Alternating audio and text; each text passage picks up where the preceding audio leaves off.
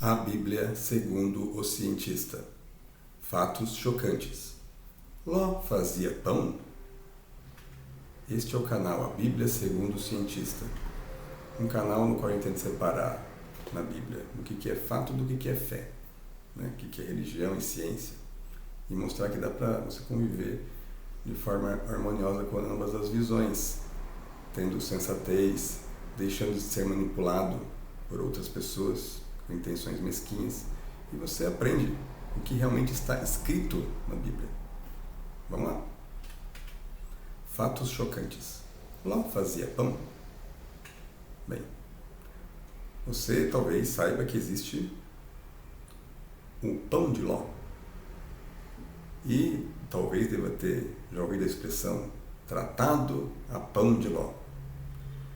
Será que esse pão de Ló ele tem alguma coisa a ver com o Ló da Bíblia? O Ló citado em Gênesis? O Ló que era sobrinho de Abraão? Será que tem alguma coisa a ver? Será que o Ló fazia pão? E esse pão era o pão feito pelo Ló? Bem, em Gênesis 19:3 tem uma menção sobre uma ação culinária do Ló, quando os anjos vêm visitá-lo em Sodoma. Está escrito: e porfiou com eles muito, e vieram com ele e entraram em sua casa, e fez-lhes banquete e cozeu bolos sem levedura e comeram. Então, porfiou, quer dizer, ele insistiu, discutiu com os anjos para que entrassem em sua casa. Aí ele preparou ali um banquete para eles, né? E aí ele fez bolo sem levedura, bolo sem fermento. Então ele fez um bolo sem fermento. Então o Ló fez bolo. O Ló sabia fazer bolo, e o pão de Ló na verdade é um bolo, né? A gente fala de pão de Ló, mas é bolo. É um bolo bem macio, bem levinho. Mas será que era esse pão, né? Esse bolo sem levedura que o Ló fazia, o pão de Ló? Não necessariamente, né? Pelo seguinte, porque tem algumas receitas de pão de Ló que levam fermento. Se você procurar, né, pela internet, tem um monte de receitas de pão de Ló, né, mas mais diversas possíveis. Algumas têm fermento, algumas não. Então, talvez não seja exatamente esse critério aí, né, do pão de Ló. Ou então você fala, não, mas esse aí então não é o pão de Ló puro, eles estão modificando a receita do Ló, né? Na verdade, o pão de Ló ele tem uma outra origem, né?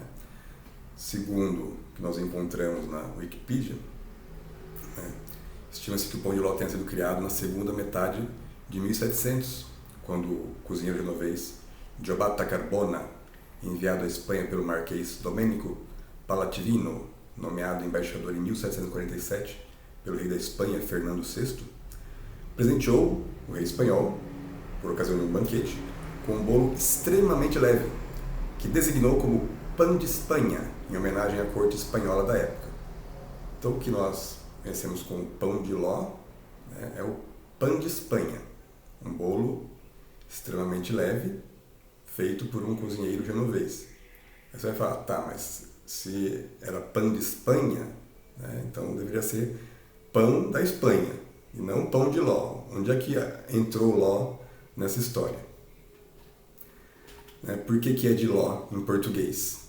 Porque não é pão de Espanha. Bem, em português, Ló pode ser o nome de um tecido fino. Assim, o pão de Ló seria um pão que parece um tecido fino, porque ele é extremamente leve.